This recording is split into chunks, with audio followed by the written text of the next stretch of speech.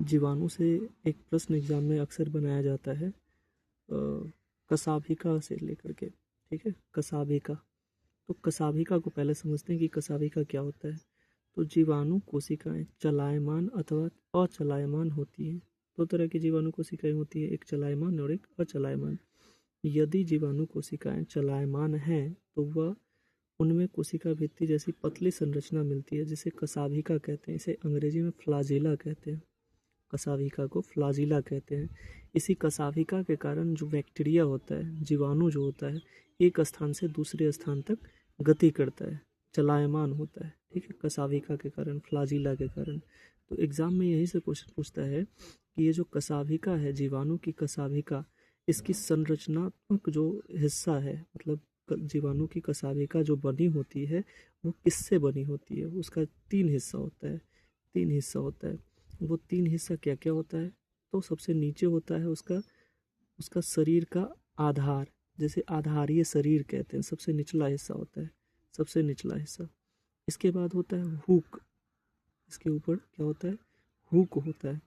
ठीक है, हुक जिसे हम अंकुश कहते हैं। और इसके ऊपर होता है तंतु।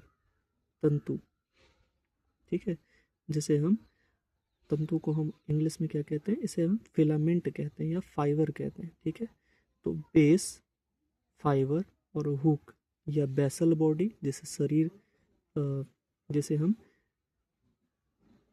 आधारीय शरीर कहते हैं, बेसल बॉडी जिसे हम आधारीय शरीर कहते हैं, हुक जिसे हम अंकुश कहते हैं, और तंतु जिसे हम फिलामेंट कहते हैं या फाइबर कहते हैं।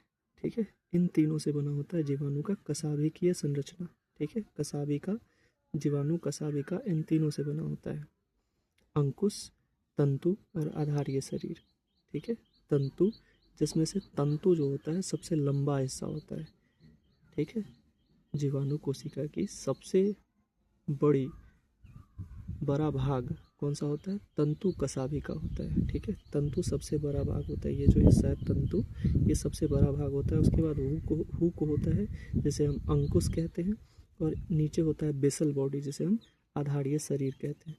तो यहाँ से प्रश्न बनाता है, चार ऑप्शन दे देगा, एक पूछ डाल दे या एक शब्द धड़ डाल दे, और तीन अंकुश, तंतु और आधारीय शरीर डाल दे, और पूछ ले निम्नलिखित में से कौन जीवाणु कोशिका की कसाभिका का हिस्सा नहीं है।